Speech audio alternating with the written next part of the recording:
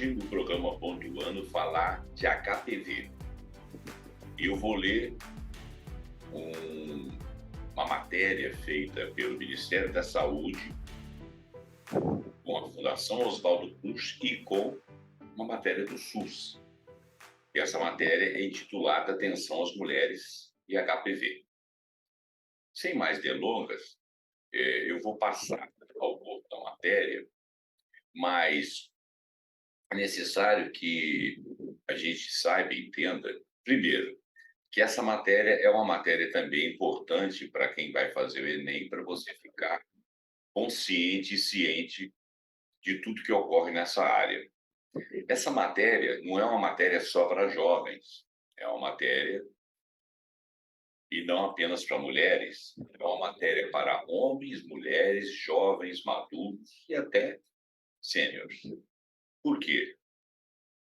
Bom, no corpo da matéria, a gente vai entender quais as necessidades, inclusive a questão da vacinação, que é muito importante.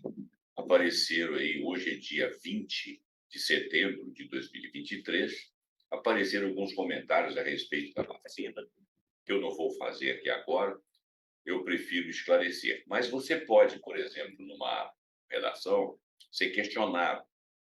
Você pode também, na parte da biologia, ter alguma questão que você tem que entender e ter argumentos para entender como que funcionam as coisas. Então, eu vou passar diretamente a matéria, lembrando a vocês que eu sou professor de física e de matemática, mas esse canal aqui, canal José Roberto Abramo, nesse programa Ponto Ano especial, nós falamos da diversidade de assuntos, alguns que são mais próprios para o Enem, outros que são assuntos para enriquecer o conhecimento de quaisquer pessoas, de quaisquer faixas etárias, de quaisquer pessoas que sejam interessadas. Eu sou basicamente uma pessoa que pesquiso, não vou ser alguém que sou da área, entendedor da área dessa matéria que eu vou falar, mas até por uma questão de observação da vida e pelo tempo aí que a gente está na luta, né?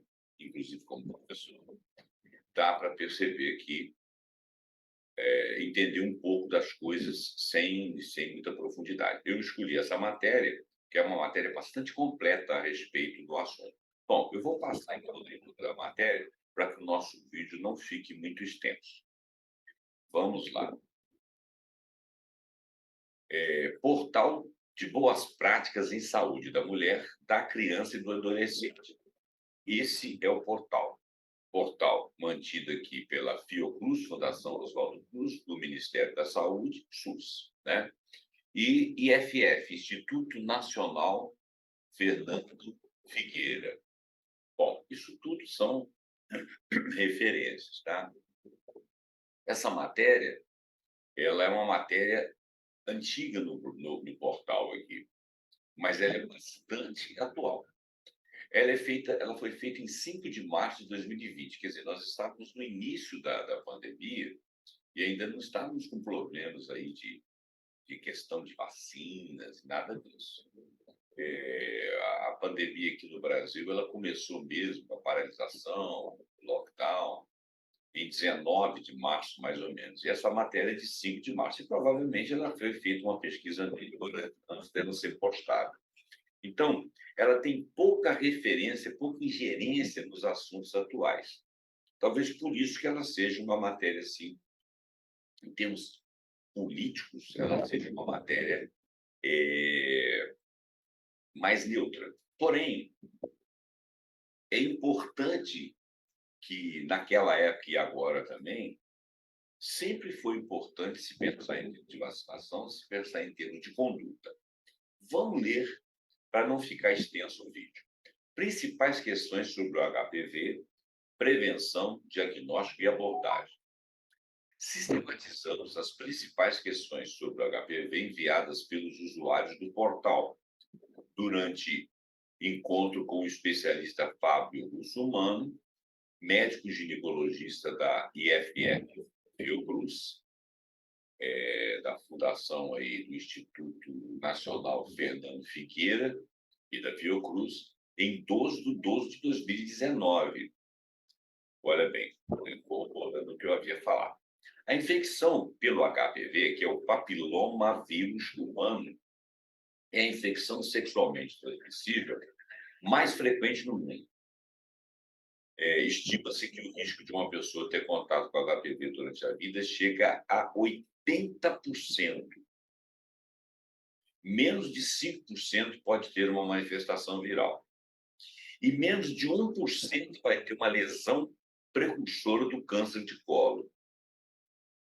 Vou repetir. Desculpe.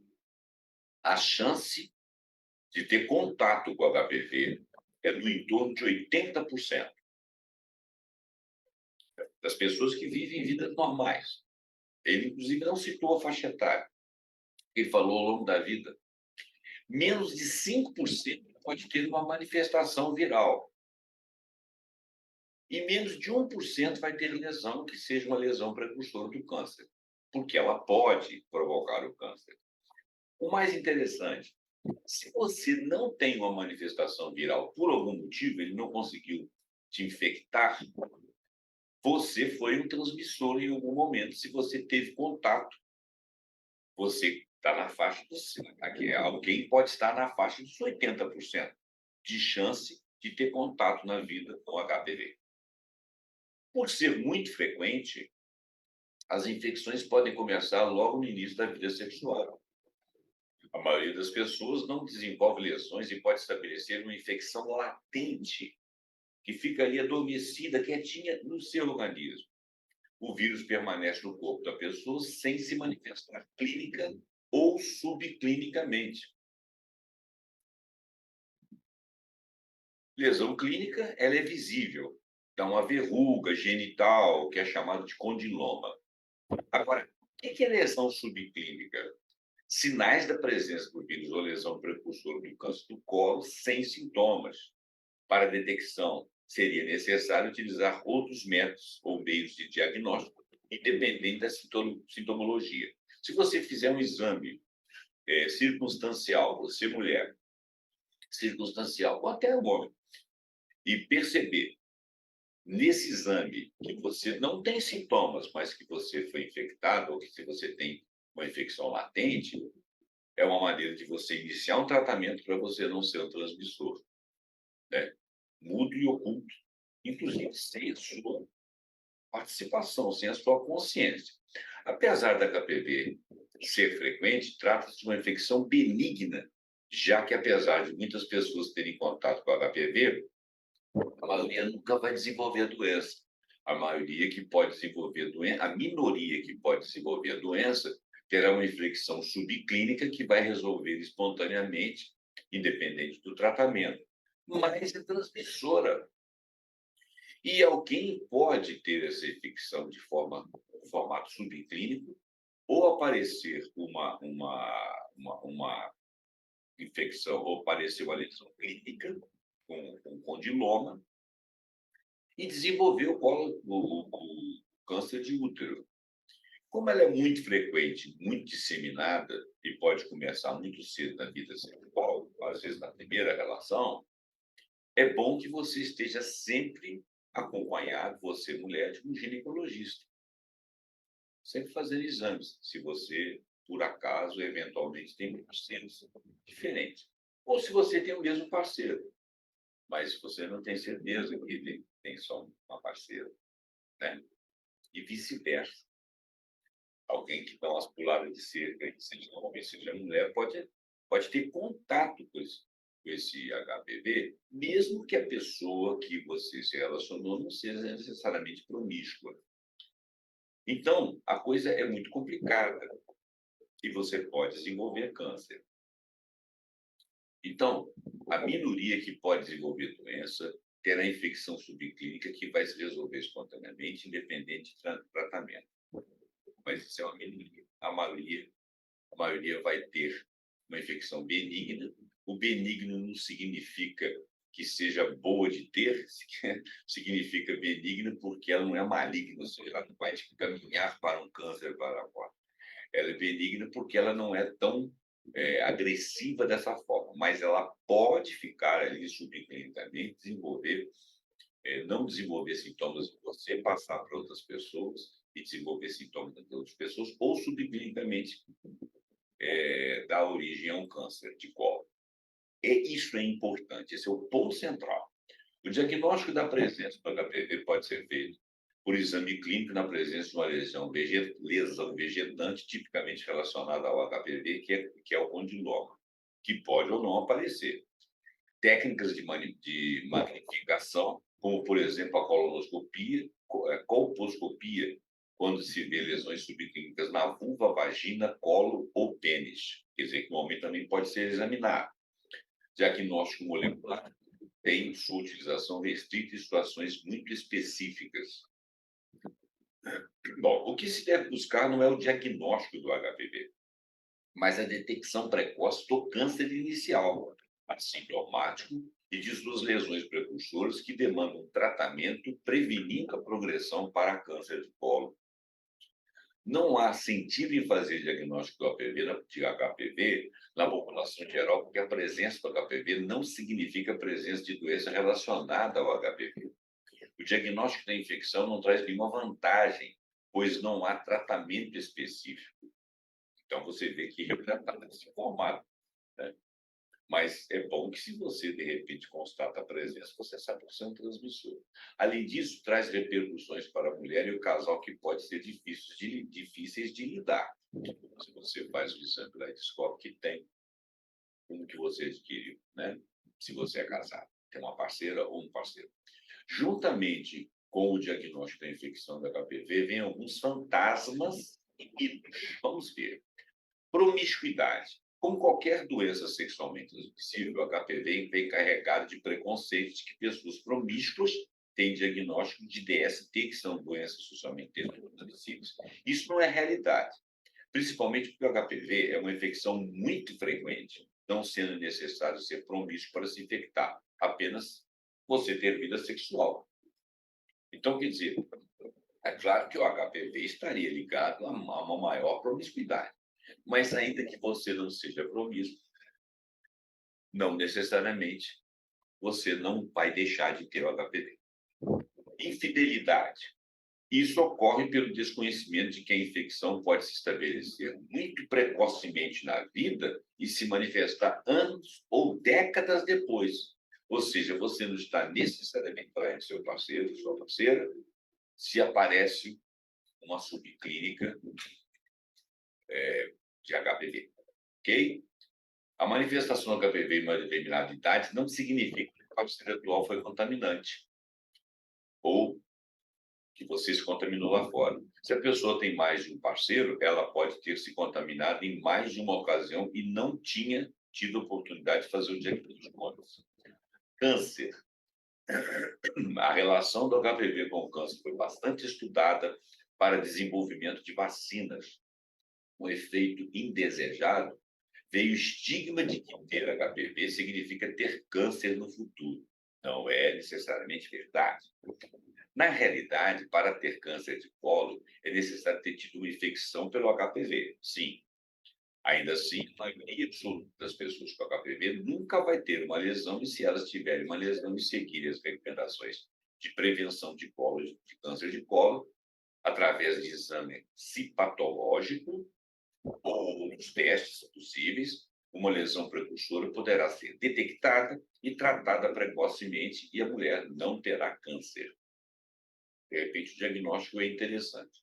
Uma pessoa que tenha conhecimento que é portadora de HPV talvez tenha menos risco de ter câncer do colo do que uma pessoa que não sabe que é portadora do HPV, porque vai dar a devida importância para a prevenção do câncer de colo e permitir seu diagnóstico precocemente.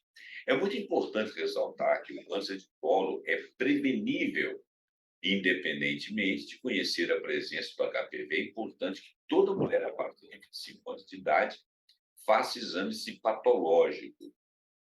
Após 2 exames negativos com intervalo anual, o exame citopatológico deve ser colhido a cada 3 anos.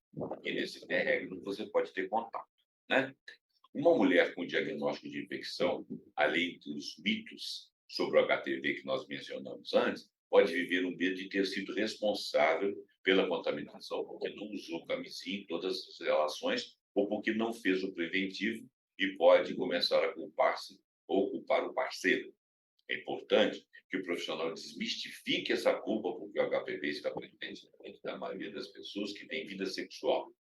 E mesmo com o uso da camisinha, a proteção não está completa. Isso porque dificilmente as pessoas usam camisinha do início ao fim da relação. Elas costumam usar durante a penetração ou mais próximo à ejaculação. Outra questão é que a camisinha também não protege o pênis todo.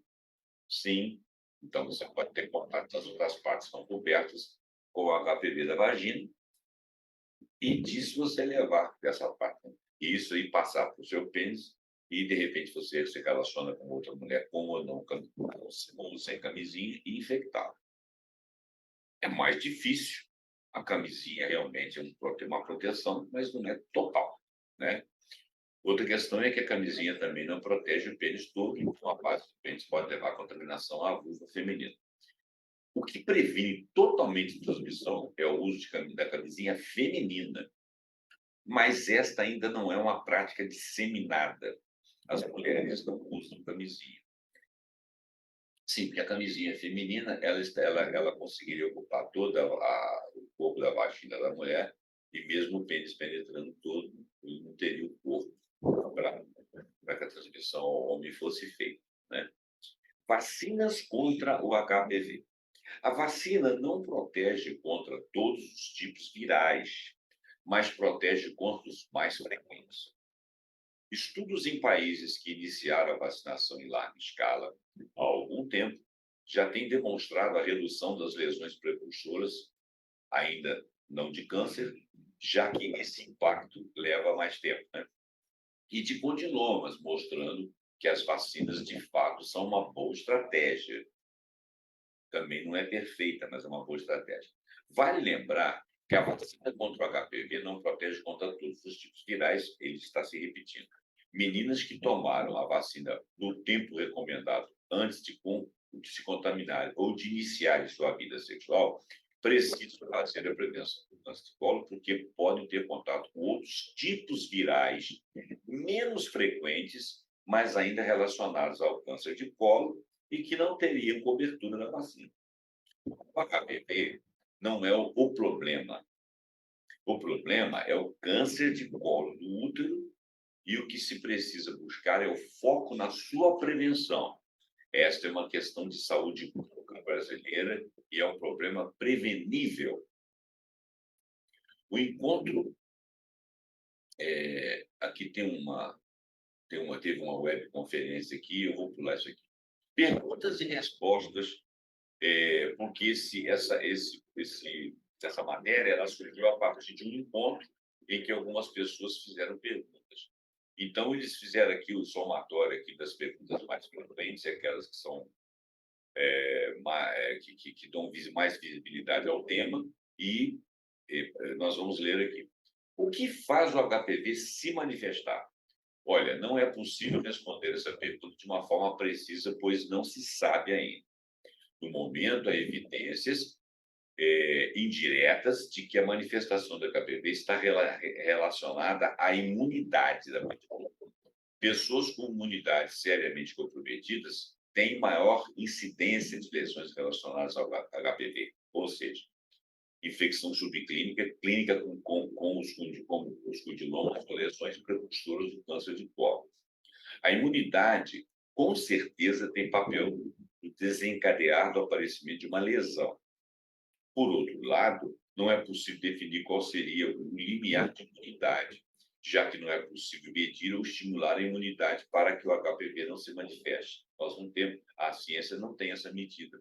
Também não é possível prevenir seu aparecimento. Quando falamos em imunidade, estamos falando de imunidade seriamente comprometida. Aquelas pessoas que estão muito ferradas mesmo, como mulheres com HIV, que é a AIDS, né? Que ainda não esteja controlado, e pessoas com os medicamentos imunossupressores, alguns medicamentos para câncer, para não rejeitar transplante ou doença autoimune, né? Imunossupressores são aqueles que Para que não haja rejeição do transplante, o sistema imunológico fica suprimido. Ou outros que tomam remédios que atacam a imunidade, a química do remédio ataca a imunidade, ou pessoas que têm doenças autoimunes, né, que o próprio organismo se agride. Essas são evidências mais fortes. Existem outros fatores que parecem contribuir para o aparecimento de lesões. No caso das lesões precursoras, podemos citar o tabagismo. Alguns estudos apresentam outras associações, como o uso de anticoncepcionais, início precoce de vida sexual, número de gestações, ou fatores para o aparecimento de lesões precursoras e do câncer de colo. No entanto, esses fatores são mais indicadores de atividade sexual em que essas pessoas tiveram mais oportunidade de terem tido contato com o vírus. É um tema difícil, né, gente? A única forma de contaminação do HPV é a via sexual? Uma ótima pergunta.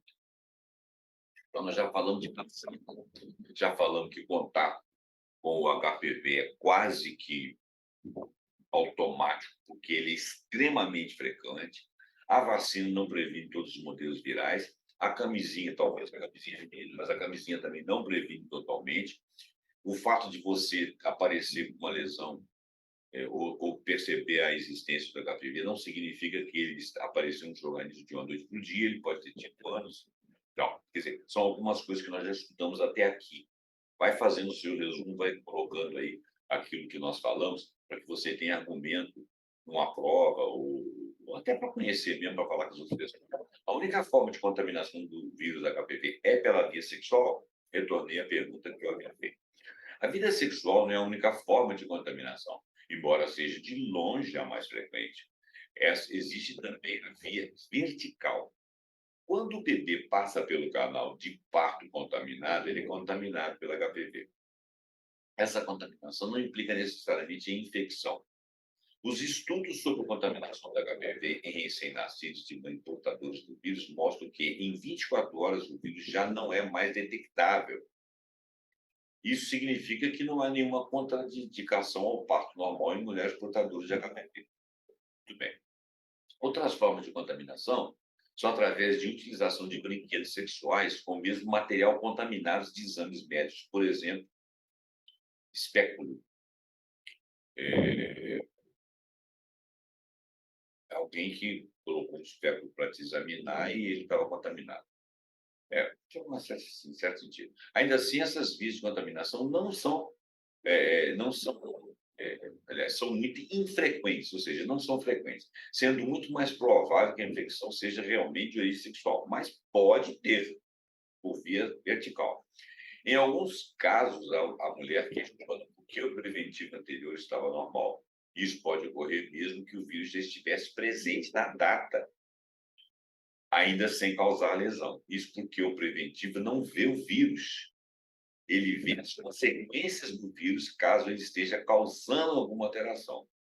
O vírusinho desgraçado, né? Sou enfermeira do ESF, que deve ser Escola Superior, não sei das quantas.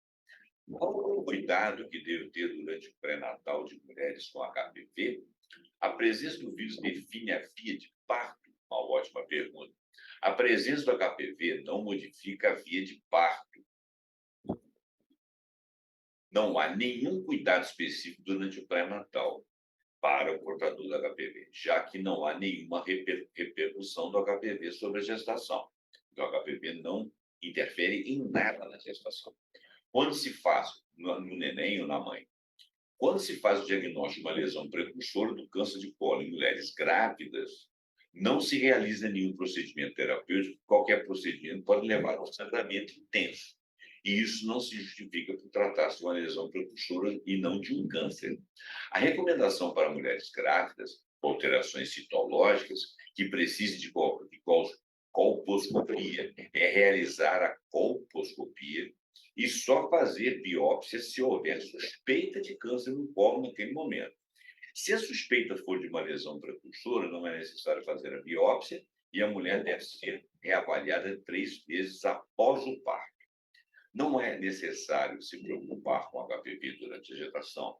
Uma exceção seria no caso da condilomatose, disseminada, que são as verrugas, né? Quando há um número excessivo de verrugas que poderiam até obstruir o canal do parto, ou seja, isso está focado no parto. Esses casos não são frequentes. E a condilomatose pode e deve ser tratada durante a gestação para que não se torne excessiva e leve a tratamento cirúrgico. O mais adequado é a cauterização química com ácido tricloroacético a 90% aplicado pelo profissional de saúde. Não há nenhum problema em tratar a condilomatose durante a gestação. Quarta pergunta. Sei que existe relação entre HPV e câncer de colo, mas qual a proporção desse desfecho? Não se tem esse dado preciso, ou seja, o dado da proporção de mulheres com HPV que desenvolvem câncer de colo. A probabilidade de uma mulher contaminar-se pelo HPV é de 80% ao longo da vida, isso foi dito lá em cima. De ter alguma alteração pelo HPV é de 5%, o que demonstra que a maioria das pessoas não tem nenhuma alteração com HPV. 1% vai ter lesão. 1% das pessoas, desse universo de 80% de pessoas que vão ter contato com isso, 1% vai ter lesão precursora e 18 por 100 mil mulheres, 18 por 100 mil mulheres, dentro desses 1%, terão câncer de colo. Portanto, apesar do HPV ter relação com o câncer de colo, essa relação é muito infrequente. Não é percentualmente probabilístico que ela é de alta probabilidade, ou percentual alto de probabilidade de que ela tenha câncer. É uma chance, mas não é muito alta percentualmente. O HPV é um fator necessário para o câncer de colo, mas não é determinante. Ou seja, a presença do HPV não determina o aparecimento do câncer de colo, mas o câncer também não existe sem infecção prévia. Então, o câncer só aparece por causa do HPV, mas não necessariamente o HPV vai comandar. Quais critérios, quinta pergunta, levar em conta na escolha do tratamento? Não existe tratamento para infecção subclínica do HPV. Você detecta lá, de alguma forma, que você está com HPV, não tem nada a fazer. Nenhum tratamento elimina o vírus. E os tratamentos são destrutivos ou excisionais. São uma palavra com os dois significados. Excisionais. Porque incisão é colocar. Excisão deve ser tirada. Então, excisionais devem ser aqueles de você fazer raspagem, tentar destruir o vírus, tentar tirar. Quando se encontra lesões microscópicas sem a presença de uma lesão, o tratamento pode ser pior do que uma infecção. Porque você vai sangrar, vai ter algum problema. Bom, vou falar muito isso aí, não entendo, né? Se estamos frente a uma infecção que tende à regressão espontânea, mesmo que se tente um tratamento pouco agressivo, os danos e os custos decorrentes da opção do tratamento superam os benefícios, que neste caso não existem. Ou seja, não existe benefícios, nenhum custo ou risco de dano se justifica. Se você fizer uma excisão, né?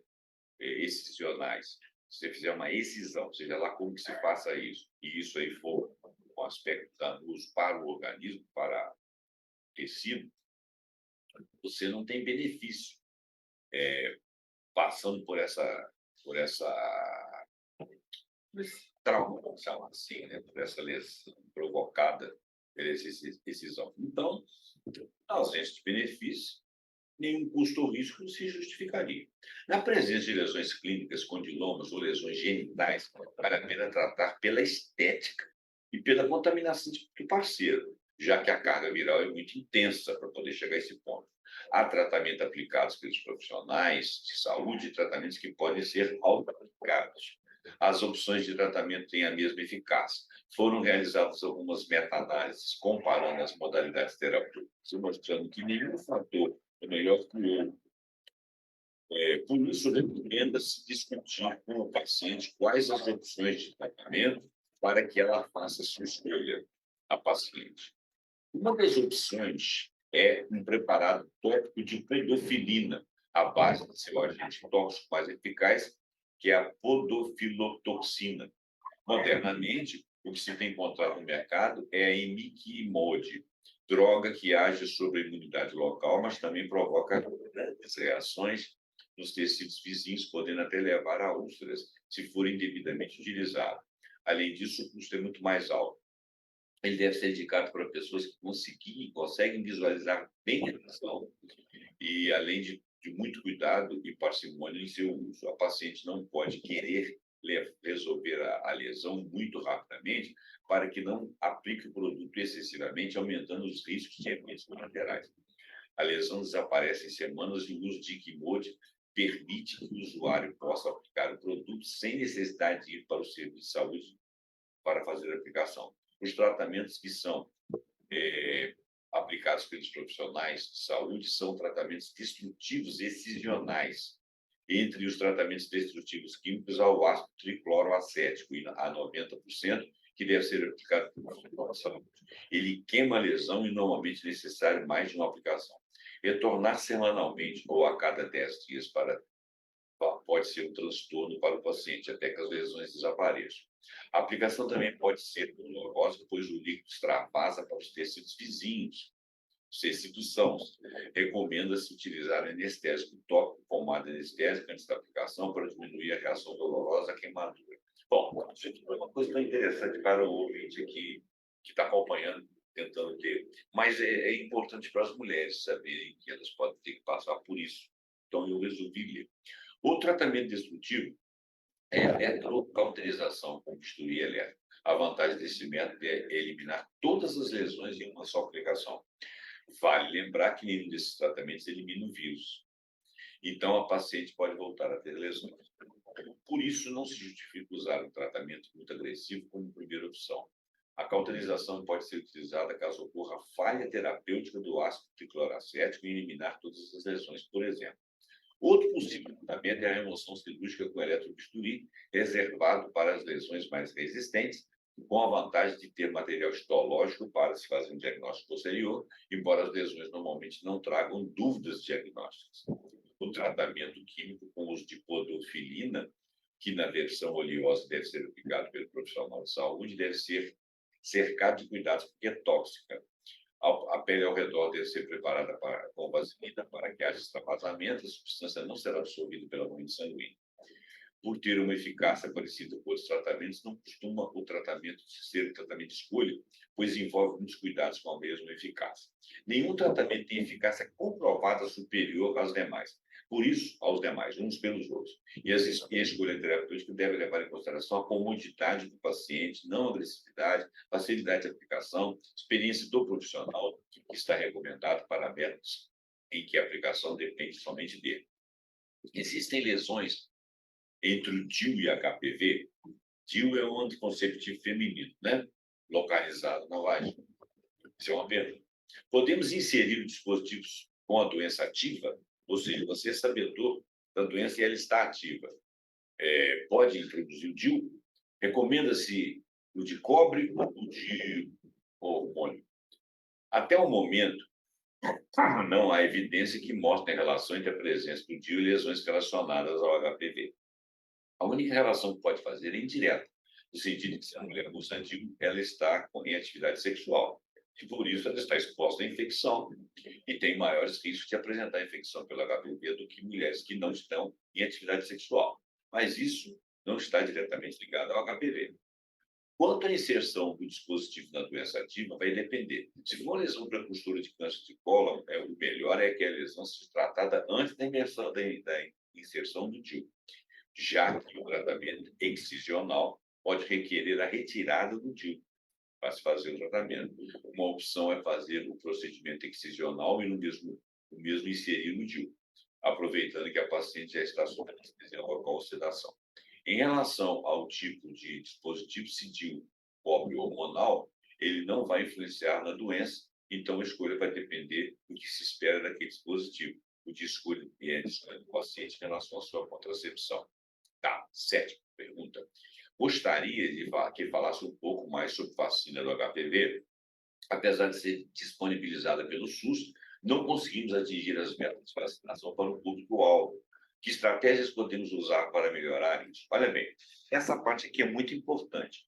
Existe aí atualmente algumas pessoas que acham Eu não vou citar nomes, não vou citar situações, não vou entrar em casos de política, isso não me interessa, pelo menos não no programa. Eh, mas tem pessoas que acham o seguinte: ah, se você tem uma vacina contra HPV, você está liberando a mulherada para fazer qualquer coisa. Já deu para ver pelo corpo da reportagem que basta você ter vida sexual. Que 80% das pessoas que têm vida sexual, ainda que tenha tido 2 parceiros na vida toda, ele provavelmente teve oportunidade de ter contato com a HPV. Não precisa haver promiscuidade. Claro que a promiscuidade piora. Agora, você fazendo a vacina da HPV não te libera, porque, primeiro, a vacina não pega todos os vírus. E, segundo, que é política do bicho. E você tem muitos parceiros ou muitos parceiros. Isso é problema individual da pessoa, isso é a conduta da pessoa, né? É claro que uma matéria como essa esclarece que o melhor é você não ter muitos parceiros. Não ficar, por exemplo, sai um fim de semana, sai uma pessoa, no outro fim de semana sai com o outro. Não seria bom fazer dessa forma. Porque realmente, quanto mais contato você tiver, mais chance você tem de ter. Porém, a questão não é moral, a questão é médica, a questão é de saúde, né? Se você fizer controle, você vai adquirir de um parceiro, o parceiro mais santo do mundo. Não é uma questão de você ser liberada ou ser liberado, não é uma questão moral. Aí o cara vai e fala contra a vacina por uma questão moral. Olha, a questão moral e a vacina é preventiva. É razoável que ela pegue uma boa gama de vírus, embora não pegue todos. Vamos lá. As vacinas contra a HPV começaram a ser introduzidas há mais de uma década. Ele está falando aqui em 2019, 2020, então foi 2009, 2010. O cenário de experimentação da vacina foi a Austrália, que recebeu grandes estudos de vacinação em massa. A adesão da população foi garantida pela aplicação nas escolas em adolescentes. No mundo todo, a melhor estratégia para garantir a adesão parece ser a aplicação em escolas, não em postos de saúde, que a pessoa tem que ir lá, como está sendo feito no Brasil. Então, a estratégia está errada. A meta em tentar atingir um percentual grande de cobertura, a vacinação em postos de saúde tem se mostrado um grande desafio. No Brasil, na primeira campanha de vacinação, as escolas foram envolvidas. Houve uma série de relatos na imprensa de adolescentes sofrendo desmaios devido à vacinação, e a rede escolar passou a apresentar resistência a participar nas campanhas de vacinação. A consequência é de baixa cobertura, infelizmente, o que leva a pouco impacto na redução da carga da HPV na população. Muita gente continua exposta ao vírus e haverá pouco impacto na redução do câncer de colo no Brasil para aqueles que evoluem de paratão. Uma estratégia que o Ministério da Saúde utilizou foi estender a vacinação em meninos. De fato, vacinar meninos e meninas pode contribuir para o aumento da cobertura vacinal da população, mas as adolescentes que não foram vacinadas ou não tiveram acesso à vacinação serão futuras parceiras de meninos que também não tiveram acesso à vacinação, gerando desigualdade na prevenção, né? Então, olha bem, adolescentes que não foram vacinados ou não tiveram acesso à vacinação serão futuros parceiros de meninos que também não tiveram acesso à vacinação. Uma medida que a ser perseguida é melhorar a informação para os gestores escolares, para garantir a adesão das escolas nas campanhas de vacinação, para que se possa atingir a população em idade escolar e também mais tardias. Oitava pergunta: como se deve dar abordagem profissional de saúde para que ele não reforce estigmas e preconceitos em função da descoberta da infecção por HPV? Este é um grande desafio. O profissional é uma pessoa que tem seus mitos e preconceitos, também ele individualmente tem. Quando se trata de infecções sexualmente transmissíveis, esses preconceitos podem vir à tona e se manifestarem durante a consulta ou aconselhamento. O cara está lá falando com você: você não deve fazer isso, não deve fazer aquilo. Às vezes, um conceito moral, que não é o papel dele, né? Ou seja, ele também é preconceituoso, vai industriar mal as pessoas. Esse preconceito pode vir à tona se manifestar durante a consulta, aconselhamento, com informações descabidas, como, por exemplo, julgamentos em relação ao número de parceiros ou uso de camisinha. Essa questão, é claro que você, até por questão de saúde, questão de ética, muitos parceiros é uma escolha pessoal, mas uma boa conduta diz que a gente deve se conter um pouco, né? Mas O conceito moral não ajuda nesse momento, tá? E discrimina, aponta o dedo, marginaliza. Então, julgamentos em relação ao número de parceiros, ou uso ou não da camisinha, não ajudam. A primeira arma contra o preconceito é a informação. O profissional de saúde deve saber que a infecção tem um longo período de latência e que não depende de promiscuidade. Além disso, embora a camisinha deva ser recomendada porque protege de forma muito eficaz contra outras doenças, ela não protege completamente contra o HPV. O vírus é desgraçado.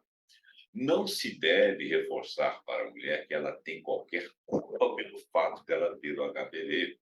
Isso só vai torná-la mais infeliz e não vai trazer nenhum benefício para a sua saúde. Culpá-la não vai resolver o problema. Pode-se desviar deste foco quando se aborda a paciente dizendo que não adianta se preocupar com o HPV, já que não há remédios contra ele, ele tende a desaparecer. O foco, mas você tem que ficar observando para saber se você não faz parte desse 1% e vai desenvolver alguma coisa. O foco deve ser a prevenção de câncer do colo, que é possível, sim, ser feito através do preventivo. Nesses casos, é possível identificar as lesões precocemente e tratá-las. O câncer pode ser evitado, o HPV não. Existe alguma abordagem diferenciada para pessoas infectadas pelo HPV e que sejam portadoras de HIV, ou seja, de AIDS? É uma pergunta, a nona pergunta. Olha, há muitas evidências que mostram que pessoas com HIV, AIDS, têm mais risco de lesões precursoras do câncer de colo e do próprio câncer de colo. As lesões têm maior probabilidade de progressão em pessoas com HIV e maior risco de recorrência de lesões previamente tratadas do que pessoas sem o HIV. Isso tende a compensar e diminuir o controle adequado do HIV. Uma mulher portadora de HIV imunocompetente, quer dizer, ela é portadora, mas ela está com o sistema imunológico dela em dia, ou seja, usando as medicações e estando com a doença relacionada ao HIV controlada, pode ser seguida como todas as demais mulheres. A, as prevenções. A diferença é que, sabendo do risco delas terem lesões mais graves, com qualquer citologia alterada, essas mulheres devem ser encaminhadas à colposcopia. Também a prevenção do câncer de colo, que seria a partir de 25 anos na população geral, nas portadoras de HIV deve começar no início da vida sexual. Muito bem. Décima pergunta, ainda tem mais duas. Vamos lá. Gostaria de saber se a captura híbrida negativa é sinônimo de cura. O que a paciente pode fazer diante disso? Captura híbrida é um teste molecular que procura DNA viral. Ele quer saber pelo DNA do vírus se ele está presente. Como todo teste, ele está sujeito a erro. Outra questão é que ele mede a quantidade de vírus que diz que é positiva a partir de uma unidade. Pode-se dizer que 0,9 é um resultado negativo, mas não é possível ter certeza que não há DNA viral. Pode-se questionar também se a coleta foi adequada. Por isso, uma captura híbrida negativa não significa necessariamente que a mulher não tem mais infecção. Assim como a captura híbrida negativa em um homem também não significa o que ele não teve contato com HPV. Ele pode ter tido. Ainda assim, esse resultado dá uma boa segurança de que a mulher não tem nenhuma doença, porque a doença é dependente de HPV e se não se detectar o vírus, provavelmente ela não tem a doença, mas também é probabilístico, tá bom? Vamos a outra pergunta. Com relação ao trabalho do parto normal, como prevenir lesão papilomatosa da ARN? Há relatos em adolescentes com papilomatose juvenil decorrente da transmissão vertical, ou seja, por objetos. O que se sabe é que, apesar da maioria dos bebês não terem vírus detectável 24 horas após o parto, alguns podem persistir com infecção na orofaringe e desenvolver lesões nas cordas vocais ou até mesmo genitais. O risco de aparecer uma dessas lesões é muito menor que os riscos de uma cesariana.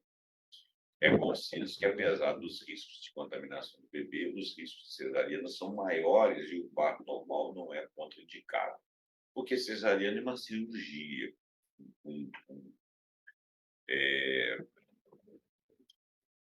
Você vai tomar uma injeção e vai dormir, né? Faltou a palavra aqui. Quem trabalha, anestesiado, quem trabalha com o LGBT agora tem LGBTQI+, o quê? Quais as orientações devem dar para prevenir o HPV? As recomendações são as mesmas para qualquer para infecções sexualmente possíveis, que é basicamente o uso da camisinha masculina e feminina, embora isso não faça grande diferença no HPV. Mas, além disso, na faixa de etária recomendável de 9, 13, 14 anos, a vacinação contra o HPV é necessária, é urgente. Esta continua sendo o conjunto de ações mais eficazes contra o HPV. Bom, terminou a matéria. A matéria foi bastante extensa, o vídeo acabou ficando um pouco longo. Eu peço desculpa a você. Passa esse vídeo para frente, tá? Fala para os seus amigos, deixa comentário e dá o seu like, porque isso valoriza o trabalho. Eu li essa reportagem aí, não foi uma reportagem muito fácil de achar e foi a mais completa, então não precisei de ler esse artigo. Tá bom, gente? Então, olha, dá seu like, comenta, compartilha, aperta, assina o canal, se você for novo por aqui, estiver me conhecendo agora, e aperta o sininho para que você fique sendo informado de qualquer vídeo novo que eu trouxer ao canal. Muito obrigado e até o próximo programa pontuando com algum assunto que eu achar interessante, se Deus quiser você também. Tá? Muito obrigado, bom uso, boa sorte. Tchau.